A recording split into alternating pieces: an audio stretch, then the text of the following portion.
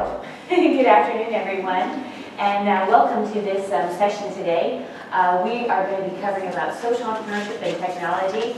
It's very important when you're leading your organizations or a part of an organization that you've got a marriage between technology and also personal relationships. And I'm going to share a little bit about that today, about what we do at Universal Giving to find that balance between technology and the personal relationships. That's a really fine balance. It's really going to be up a lot to you and your organization. So we're going to start off first with some key elements that you need to have at your organization in order to use technology and then the personal relationships very well. And then we'll go into what we're doing at Universal Giving. We're constantly working on finding this marriage between what we call personally curating relationships as well as using technology. And how do you find that balance? So first of all, when we look at this, I think that it's really important as an organization how people live their lives as a result of the stories they believe about themselves. Whether you're dealing with technology or the personal side, you want to make sure you're always communicating a story. Just because technology is the potential to reach thousands of people doesn't mean that it's going to work. You've got to have a story. You have to have a reason as to why people want to viral this or get this out there. So just to give you a brief background on my story, this is kind of what it took me to go through. There I am on your left. And I had buck teeth, and I could barely close my mouth. I was a little munchkin there. And as I grew up in California here. And here's all sorts of fun kind of little photos, but that's part of my starting story. And here I am again, very much a tomboy, 12 years old, with my little preppy eyes on your right there. And we're in Mexico. And this is the start of my story. This is actually how Universal Giving got started. I'm in Mexico, and I'm there on a family vacation. And we were around this marketplace of all of these wonderful tourist areas, and the smell of burritos and sombreros and everything. And what happened is that we went from this cruise ship out on this vacation out to a cul-de-sac of absolutely begging, starving children. We're around this cruise ship and this marketplace and everything looks great, and then we walk down this cul-de-sac and all of these children were just maimed and begging and starving. And that happened to me at the age of 12. That's the genesis of my story, and that is why Universal Giving exists today. So when you start, people often start jumping into technology or personal, or how do you do this, that's a means. You have to figure out what the story is that people want to get involved in the technology and the personal relationship. So what is your story? And if you're not a founder, then it needs to be the story of the organization, and then it also needs to be your own personal story. Why are you doing this? Why are you a part of the organization? So really finding and making sure that you've got your story is absolutely critical to no matter what you do. Technology will not viral it for you. So I remember seeing this, and it impacted me for the rest of my life. I started volunteering ever since the age of 12 in East Palo Alto, handing out meals, working in clothing, food drives, all of that. And for me, it was unacceptable. That just flashed across my mind, and it just set my life course. So what's that point for you? Why are you at the organization you're at now? What's unacceptable for you that you are here? Or why is something so unacceptable that you decided to start your own initiative? You have to figure out what is that blinking red that went off in my head that day. What is your blinking red? Because that's what's going to drive your technology and your personal relationships. It can't just be your mission statement. It can't just be your brochure. There's got to be an incredible amount of meaning and personability behind it. So from there, I went to Guatemala, and I actually saw this, and this continued my story. I'm walking down the street, and we are going to a place to help deliced children. And as we're doing that, I'm seeing all these people with cloths over their mouths. And they're lying down in the street. What they were was passed out. There was a local shoe factory. They were stealing glue from it. And their lives were so miserable that they were passed out on the street with these cloths of glue over their face to just pass out. That's how serious it was. So here I was going to serve the deliced children, but on the way I'm stepping over people who are just completely unconscious. This again became a part of my story and strengthened why I started Universal Giving rather than going into something like the Peace Corps. Then I went to India. When I was in India, an incredibly challenging story. We were out serving in microfinance, and as we go into a very, very remote village, and this isn't the case in everywhere in India, obviously, but this is what would happen to baby girls. If you had a girl, it was not acceptable to have a boy. They were put on the stove. Cambodia. This is a stupa in Cambodia. It's beautiful, and there's all this green grass around. And as I walked around here, as I worked with paraplegics from the mines, as I looked at this, I said, that is so beautiful. And they said, yes, the green grass is because of what happened in China. These are all the people from Pol Pot's regime that were killed. And these are their skulls inside. And they're buried underneath here, and this is why the grass is green. This was my story. This is why Universal Giving started, and this is why we're successful in marrying the technology and the personal relationships, because we come back to why is this important, not just as a website. So you're coming back and you're seeing all these components in your life that build your story to this level. And that led to this life vision of service. And here I was going and working with a farm, sustainable farm in Guatemala, one-on-one. And that led to serving thousands. And that was through Universal Giving.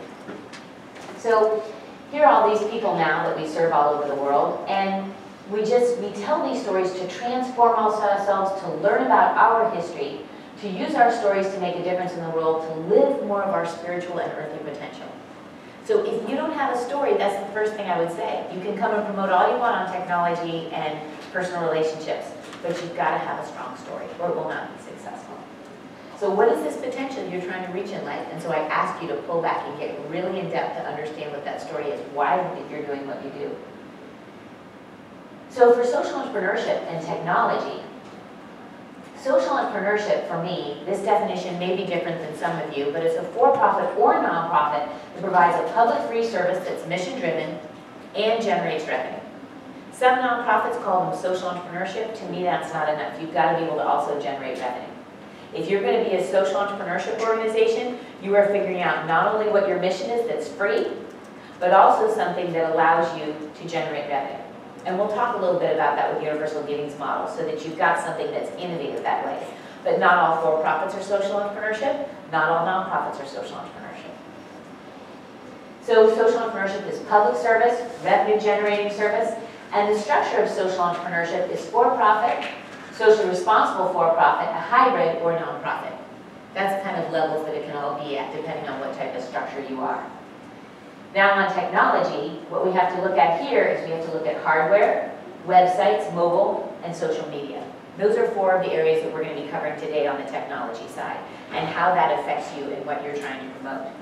So when you think about it, if you start an organization or you're going to start one, you've got to think about what you're going to do creative in at least one of these areas. And you also have to realize you're not going to be innovative in all four. So in technology, of all four of these, what is going to be innovative about you? On the hardware side, you have to look at, for example, are you going to use Windows, Linux, Ruby Rails, MySQL for languages and for backend?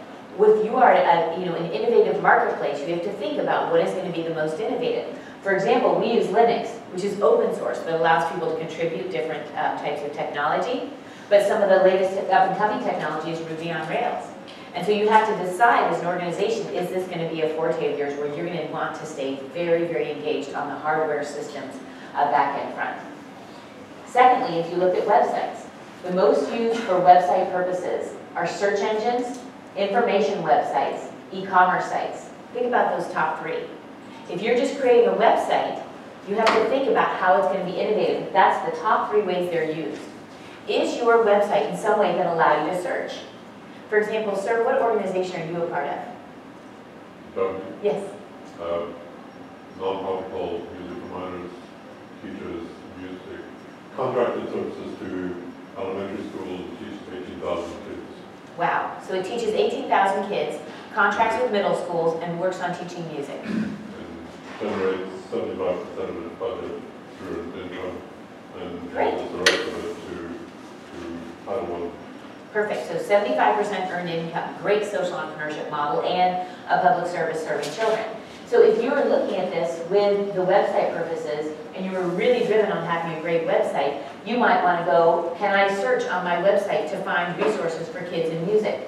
Is it an information website that is about kids and how they can learn about music or what techniques are best for them? Or you might have e-commerce on there, how students or teachers can buy products in order to be able to help drive the mission. If you wanted to drive on technology for website, that's what we do. That would be the case study we would do with this organization. So that's what you should start thinking about on your organization is how can you drive on your website, not just set up a website. What's the purpose of it? Are you providing information? Are you providing e-commerce?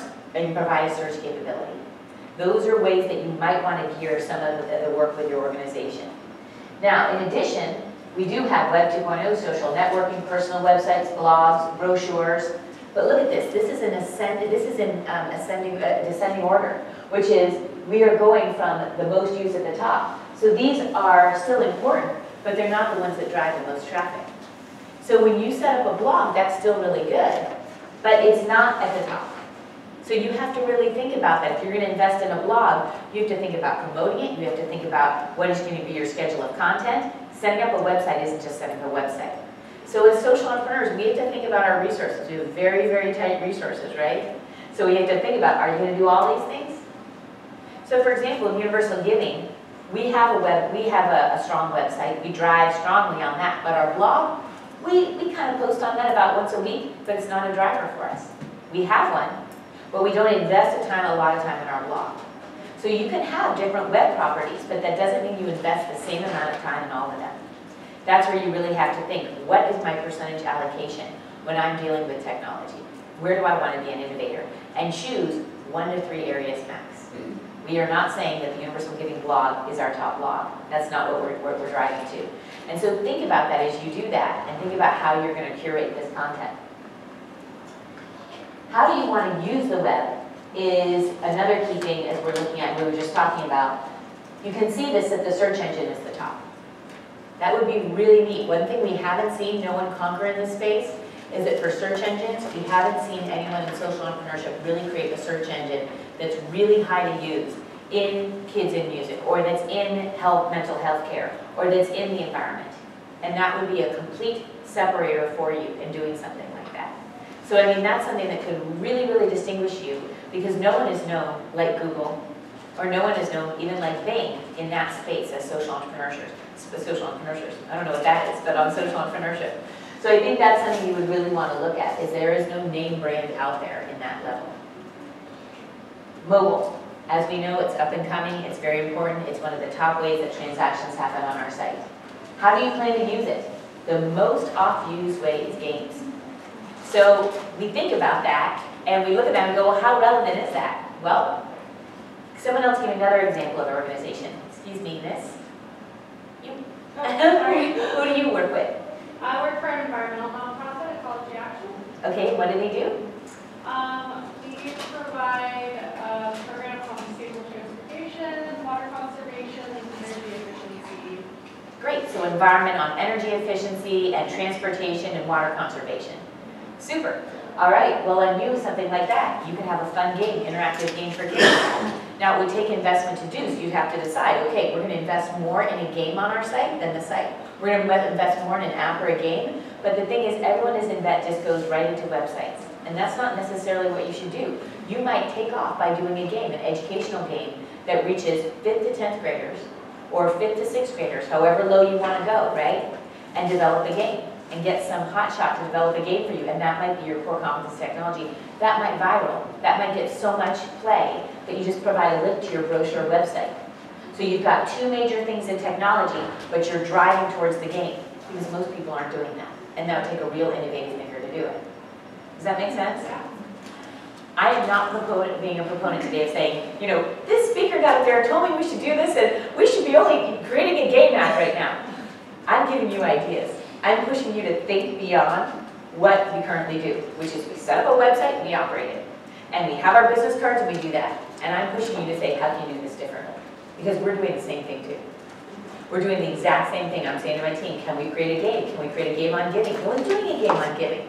No one's doing a game on volunteering. The problem is, I'm such a geek, it would be really boring if we had a historical game on, do you know the history of volunteerism? I love it, but I mean, not a lot of people are going to buy into that game. So until we can figure out a fun giving game, we're not going to go there.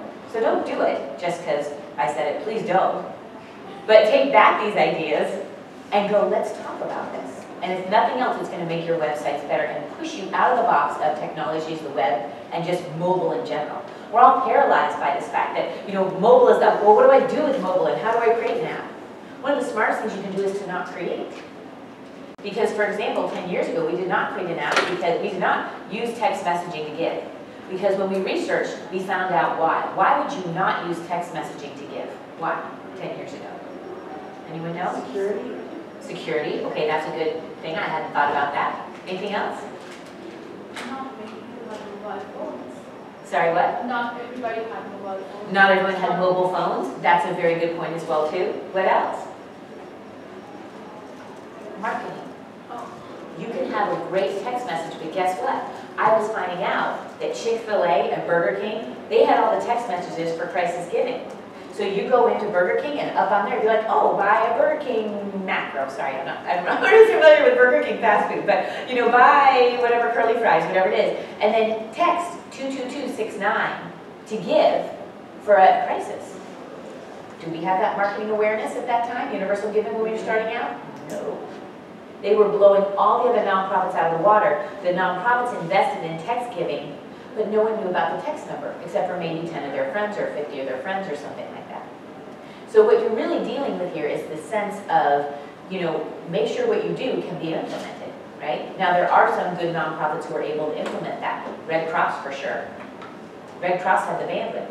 But we're dealing with the fact that you don't necessarily have the right mobile users, enough of them, and then you're dealing with marketing. So you have to think about whatever you're creating, can you really market that? And can you do that well? Sometimes the best answer is no. There was this crazy girl giving a talk today, and she told me to create a mobile game for environment, and we're turning her down. And you go ahead and email me that, and I think you're probably right, I don't know. But I'm happy to talk to you about it. My point is, I want to push you to think differently. Technology is not technology. And you shouldn't just go back and just go back to the same thing. Don't do it. So how are nonprofits using mobile apps? Fundraising, you've got HelpBridge, Check-in for Good, Charity Miles, Universal Giving as well. Transactions, Square Register allows you to receive payments through iPad, iPhone, and then information apps. This is a tough one. To spend time on an information app is really, it works, but a lot of it was shown still through studies is that people are still driven to the web. They'll use the apps to give very briefly, but if they want extensive information, they'll still go to your website. So don't just think that the app is going to be your info and you can get rid of your website. That's not necessarily the case. That's not what we're seeing right now. Having said that, in 6 months, this presentation could change. Things change all the time with technology.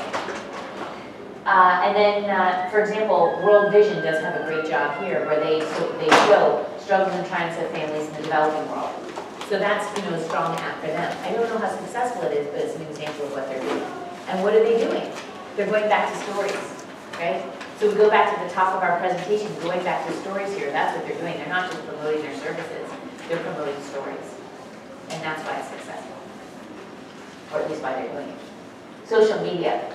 Most popular uses of social media, businesses that they can connect with customers, networking, marketing, personal, and entertainment. It's in that order. So basically what you're dealing with is that connecting with your customers is the most important reason why you would use social media. That's what you want to be thinking about in technology, is how can you connect with your customers. Now, one of the lessons learned we learned at Universal Giving, which was very interesting, is that one of our most popular postings was about our team. People want to know the Universal Giving team. So we're thinking that it would be our giving ops or our volunteer ops or our latest thing in crisis. They actually like to see potluck photos of our team. That's one of our most popular posts. It just goes viral. It's very interesting. What does it go back to? People's story. It goes back to humanity. It goes back to the personability. Right? So that's something you have to think about. Be shocked by that. Make sure you're understanding why people are coming to your website and about what you post socially. So case study, how we use social media. Our mission is to connect people to quality giving and volunteer opportunities all over the world. So what we do with Universal Giving Public, you can come and volunteer with a Rwanda volunteer program, volunteer in the Philippines. You can also give a ball to change a life, a sports gift for $15, or rescue a Nepali girl from captivity. All very tight opportunities. And then what you can also do is crisis giving. So crisis giving is where we've got like Hurricane Sandy or something like that. We're going in and we're vetting these nonprofits. You come in, very quick blurb, different ways to be able to give, fund the project, and off you go. Give a gift. We're meeting different needs for people. This is Give a Gift, where this is one of our most popular gifts. Sponsor an orphan chimpanzee. People love it. It's one of our most popular gifts. So you give that as a birthday gift, or you give it to your friend when she graduates from college, something like that, and they give a gift. Fund a project. You've got a goal on a project, and you come in, and here's one for preserving Mayan history. So it's not something that's urgent. It's not crisis giving. It's something that can be longer term. So we really seek to get things that are very local and are very meaningful about being able to work with our group like Ecologic and helping to be able to really help preserve history or something that way. So you're able to really kind of get in here on a project and look at something that's longer term. Give a gift certificate. This is where you can give a family or a friend or a family member, they decide which gift or project. So they get the gift certificate and they decide. So first you can decide, say, I thought of you, I want to give you this. Let's say you know they like chimpanzees, or here's your gift certificate, you decide. Where do you want to give on your own? So we're finding our trend is that companies are giving gift certificates to their employees and clients. When they onboard them at a company, when they have a strong performance review, they're giving them gift certificates. So what happens is that, for example, with a gift certificate, you think that it's just something personal. Now you can start to put that technology at work for you into a different industry, put it into companies. Get it into companies and you'll torque it in a different way, it'll be used in a different way.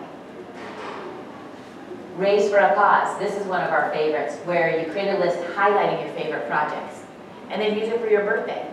So for example, here it is, my birthday wish list, and it goes over all the ones: help expand a small business, construction of a village clinic, bringing water in Kenya, teach safe pregnancy, all these different ones. And then your friends come here and they go, great, I want to support you, I'm going to click on that one, or I'm going to click on that one. And that supports you for your birthday, and it's fundraising. The money fundraises and goes back to the nonprofits. Raise for a cause can also be used for disaster relief. For example, we use it for disaster relief here at UniversalGiving, where you can come in and we say, look, here are all these different ways to help support the typhoon recovery. We have 8 different ways here of how to be able to do that. And so you've got all these different ways, from building to getting people jobs to food to all of that. It's not just one way to give during a crisis. So that's another way that we do this that allows people to give. So volunteer side. Volunteer on women's projects in Kenya. And then you're able to come in here and work in education and help 24 HIV women from the town of Nakuru. So the volunteering can take place all over as well. So our model is such, when we promote this, is that we give 100%. We don't take a cut of the donation. And we'll talk about how you can do that. How can you do that? Where do we then make our money? All of our organizations are vetted by our quality model. Our quality model is 24 stages. It started off at 6 stages. We vet all of our organizations with a 24-stage trademarked quality model. It's not just put the projects up. This is something that's been trademarked. It's our secret sauce. We start off with 6 stages. It's now 24. As organizations, you also have to be thinking about your technology. What's different for you? This quality model is something that has increased our revenue and increased our companies that work with us, increased people giving to us because they see that what we do is protected and it's a standard. It's not just putting up a giving opportunity. We have 2 services of giving and volunteering, so it's beneficial for nonprofits who sign up with us, who get both, as well as for donors and volunteers that come to us. We're in 100 countries all over the world. Now, how, as an organization, do we generate revenue if we're social entrepreneurship? UniversalGiving Corporate helps create and manage corporate social responsibility programs for Fortune 500 companies. That's what we do. So how can you go in and serve a company? That's what I would encourage you to think today. How can you go serve a company? If you're dealing with kids and music, there are companies who want to help with kids and music. If you're dealing with the environment, there are definitely companies that focus on that. So for us, what we do is we go in and we provide our vetting model of terrorism, compliance with Patriot Act, financial vetting, overhead, project success, management leadership review. Those are just some of the things we do in vetting.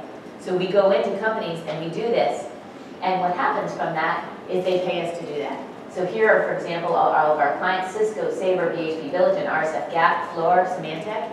They all pay us to come in and vet their NGOs. So that's our model. We are getting paid by the companies. That helps fund our public website, allows you to give and volunteer, and we don't take a cut. And that's also part of our story. So part of your story is the situation that happened in Mexico. Part of your story is your innovation as a social entrepreneurship organization, or part of your story is innovation in technology. Of those 3 areas, where's your innovation? Your story, your technology, and then also your model. Okay? So those would be 3 things to then think about. So key milestones for us with Jefferson Award, homepage features on Oprah.com and Business Week, White House, Ernst & Young Entrepreneur of the Year as finalists. We have 15,000 volunteers that have come through and $24 million worth of volunteer hours. So that's how much hours have been volunteered through our site.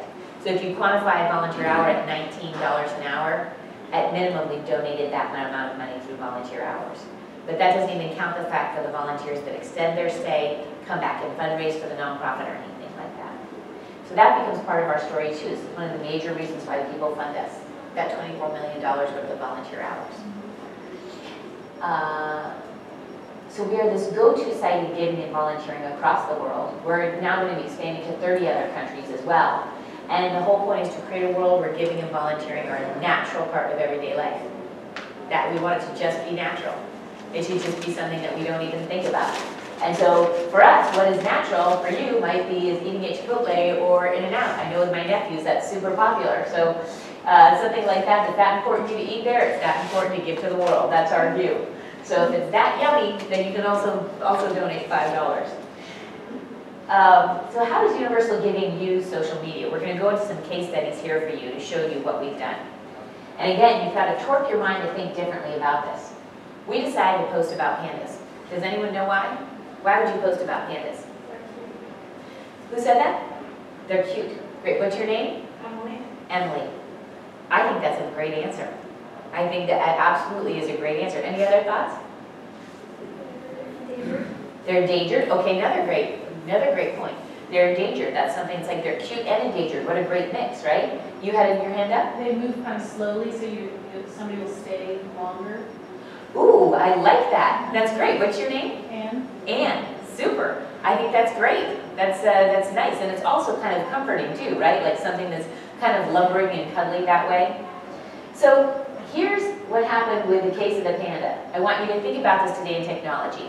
It's different, but relatable. You can do things that are different. We're going to talk about how something different, like a panda, how can it be relatable to Universal Giving or to what you do? So different, but relatable. That's how you want to distinguish yourself. So pandas are what percentage of the top 500 posts? This came through the survey. It was a limited survey. It's not happening every single moment, but this happens during a certain time period. What percentage do you think were pandas? 20%. Anyone else? Posts where? Posts on social media. Oh, on social media. Yeah, on social media. 3%. So it was 18%. So you were right on, 20%. Now again, this isn't happening every day, but 18% on their survey. 18%. These posts received 3 times more clicks, 10 times more retweets. You have to think not only about how much the content of the post, but look at that. 3 times more clicks and retweets. This is about leverage. This is about being viral. Pandas can help you viral. So you have to push yourself to think differently. Now this is the funny thing as well too. They said, don't even try.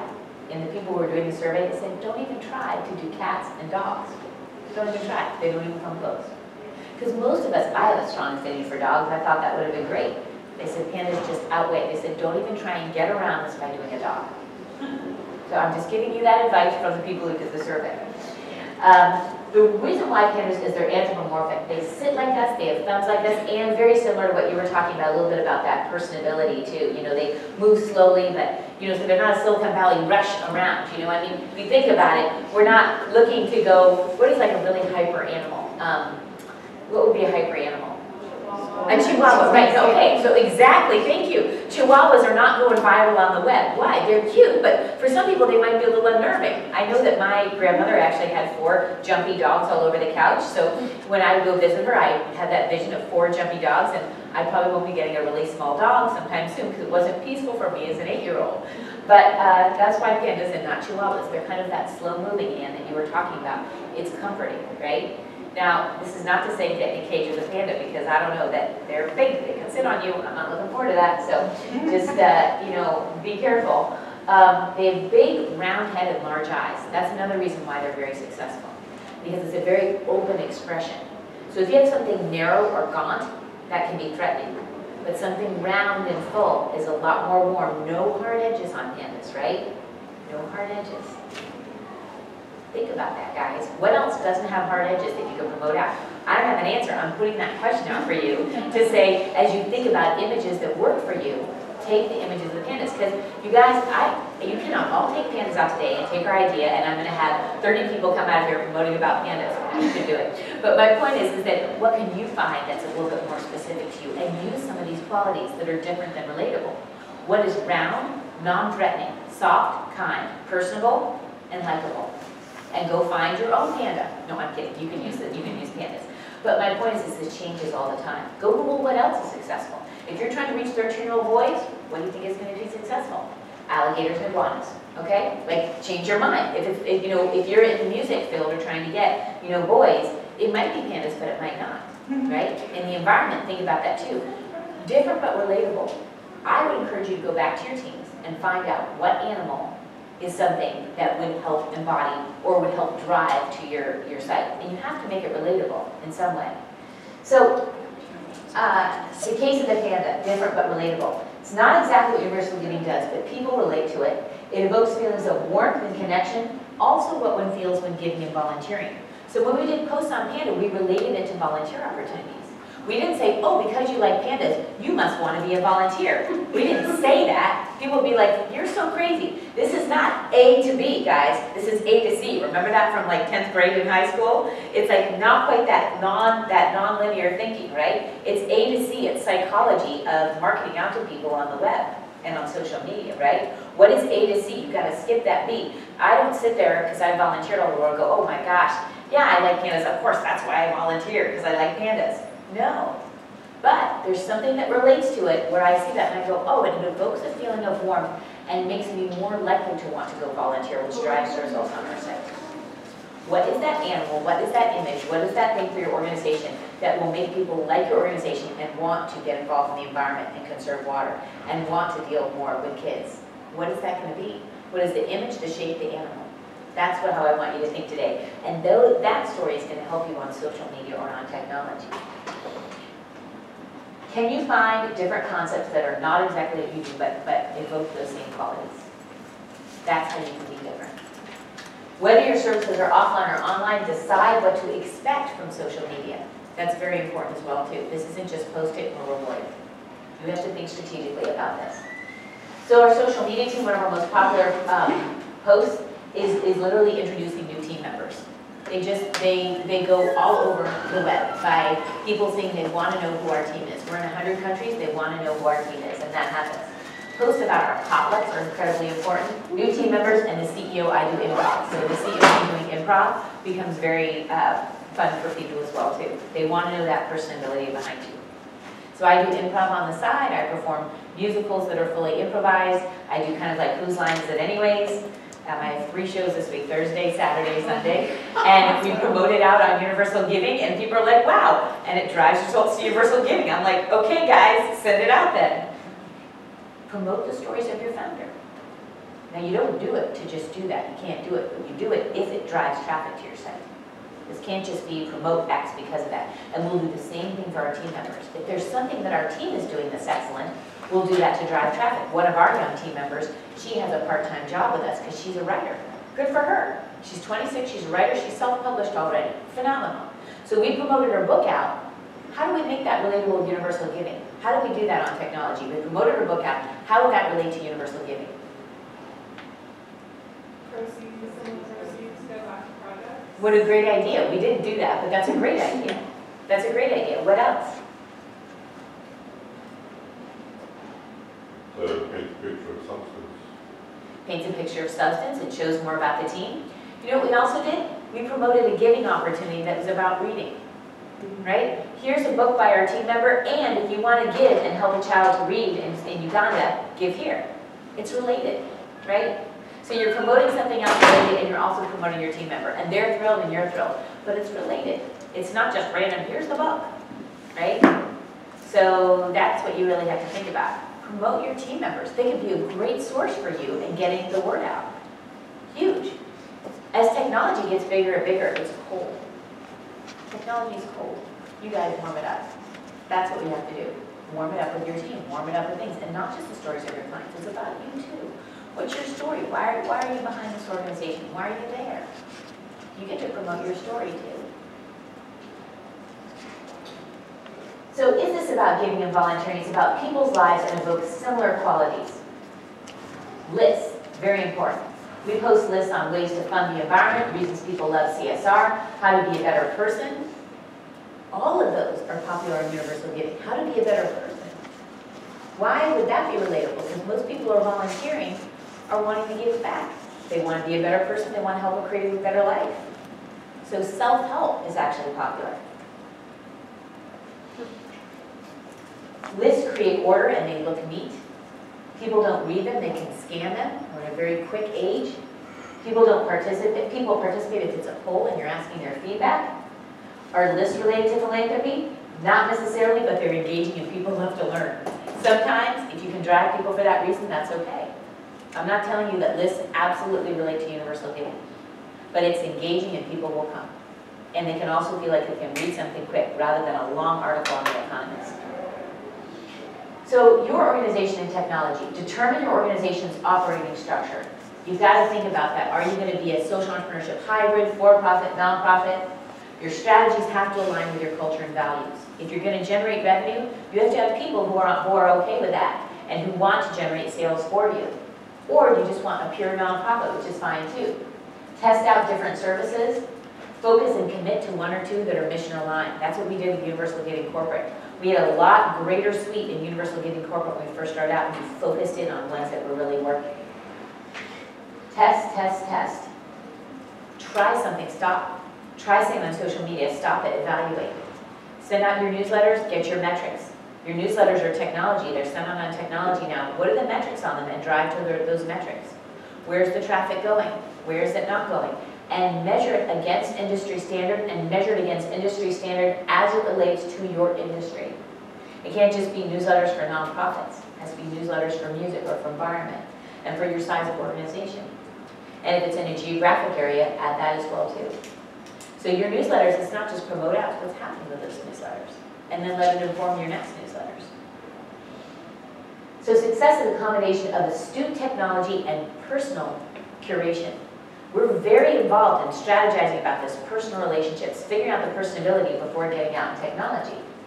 And powerful ways to leverage personal relationships offline, because not everything's going to be technology.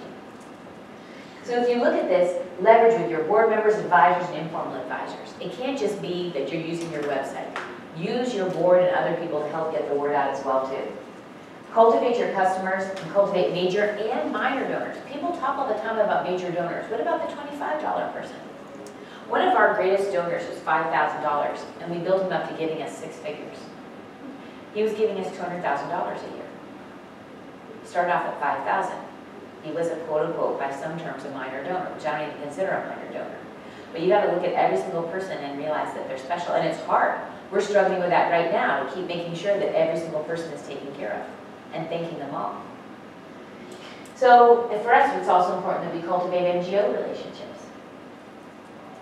Now, powerful ways to leverage these relationships offline means writing personal emails.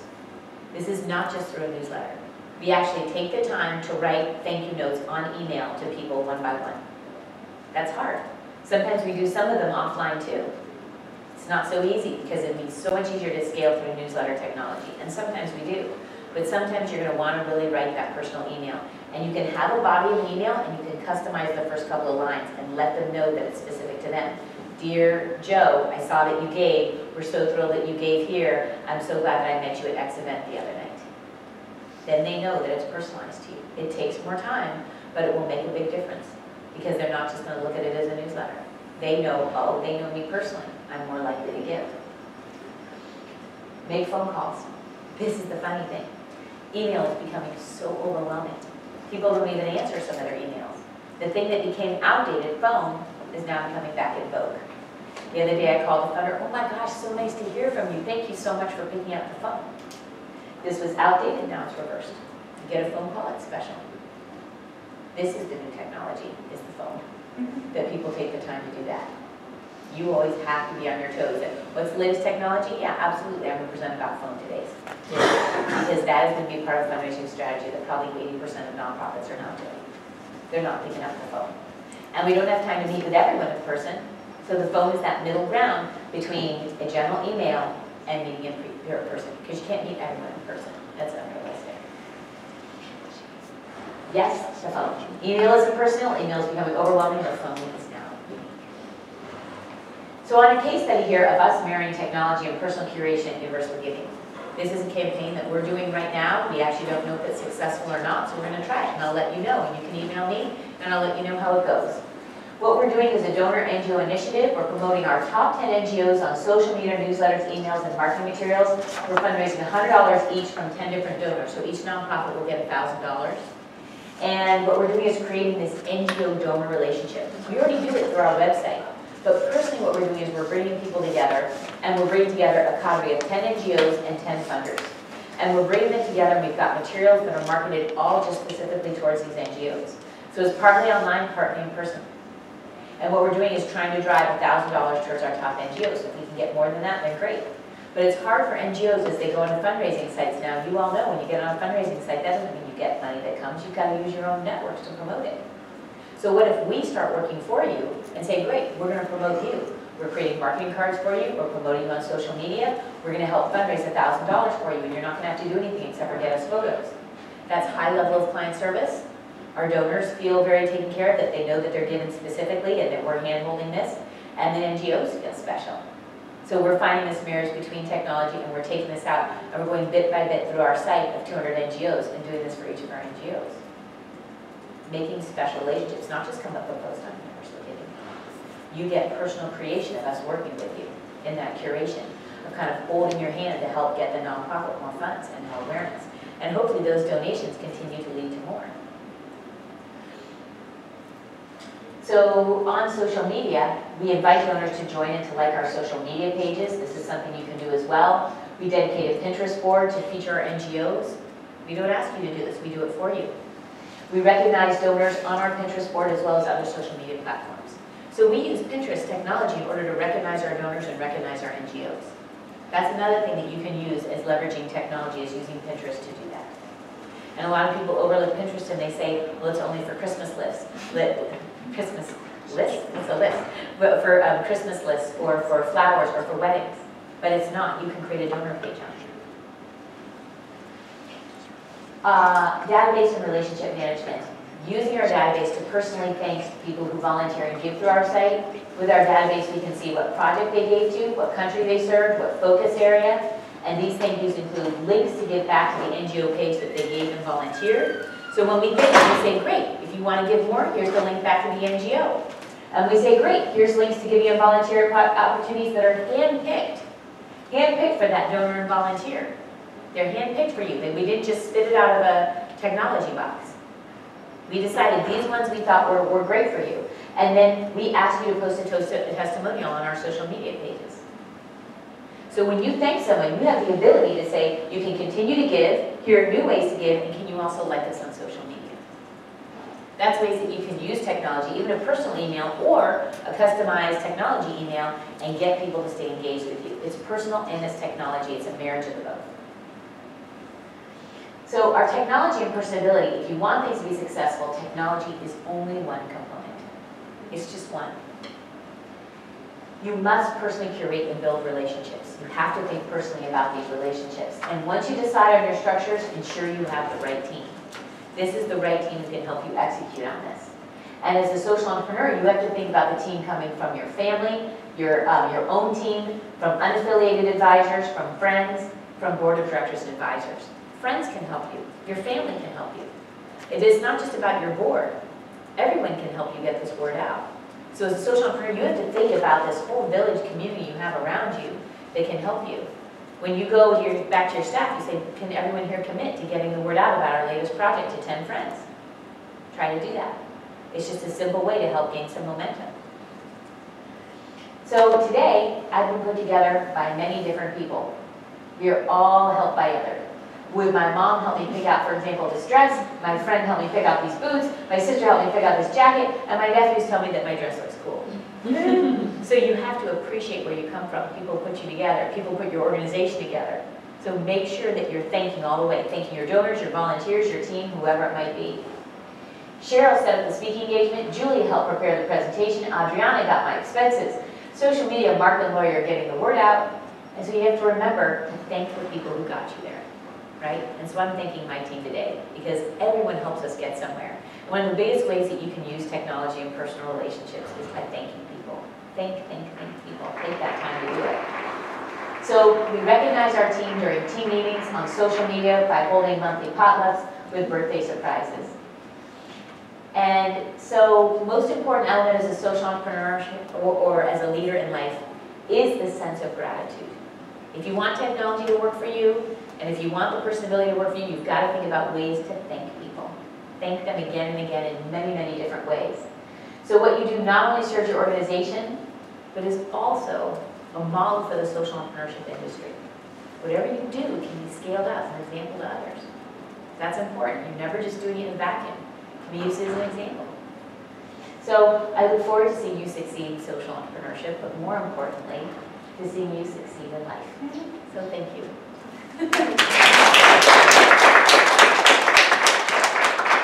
So any questions or comments at all? We welcome that now. Yes? I'm curious to know who was the person who came up with the panda for social media. Or You know, I don't know. That's a really good question. I will find out, and I'll find out who that was, but they did a test on it. And they did a test on it, and they went and they just actually did a random test of 500 tweets. And they did the 500 tweets, and that percentage, 13%, 18% came up as pandas. So what I want to know now is what time of day was it? You know, like what was it? It was like 2 a.m. What was it? You know, was it Chinatown? You know, like we got to figure out all of that too, right? Like again, it's not like every moment. Like if you go monitor it now, maybe pandas are 2%, or maybe they're, you know. But the point is, it can also viral in certain times, right? But you know, that's understanding those metrics behind it are important. But I'll find out. I'll find that out. Yes. I have two questions and a comment. First would be one. I work with deaf children and their families. Sorry, what? I work with deaf children and their families. Excellent. And we do family activities. Yes. And I never thought of asking the families to post their pictures of the events and have them link back to our nonprofit website. Great idea. And I never thought of that because I don't use social media at all. Yeah. Great idea. And this way they can. But I had a question about the games. Yes. Would the game be an app that's for games, or would it be a game on our website that people would use if they came to our website? Both answers are right. They can be either. Now, if you do the games on your website, that's probably going to take more programming technology. I probably wouldn't recommend it. The apps would viral a lot more, and the apps are easier to create. Getting a game embedded into your website is probably going to take more stronger engineering work. An app is something that can be created. It has to be a good app, but it can be created from someone in high school or college. But you make sure you've got good specs on that. Make sure if you're going to go create an app, that's a whole other section that I run, but make sure you own the app. Make sure that it's very clear what you are asking them to deliver and the time frame, especially if they do it for free. Because an app is not an app. They can dump something off in your... What's one of the biggest things you see when you go into an app and you get the info on the app? One of the biggest things I look for is when was it last updated and what was updated? Good apps are being updated all the time. And most of the reviews say what? Great app, but I wish it did this. Great app, but I wish it did that. So an app is not an app. You have to make sure those specs are really, really clear about what they are, clear, deliverable on time frame, and make sure that you own it. That is absolutely imperative. They can pull it if not. Okay? Another question, we said something about having a search engine. So that Yes. they search on your website, and that's better than having just links on your website? It is. It is better than doing that. It is something that if you had enough content and enough information that people saw you as the go-to research in deafness, deaf terminology, families, and deaf events. Or let's say you became the best search engine, like search capability of links that people could search for deaf events. You know, it's funny because I went to Ohlone, and then also I studied sign language. I taught ASL at Duke. And I went to Gallaudet as well for a summer doing that.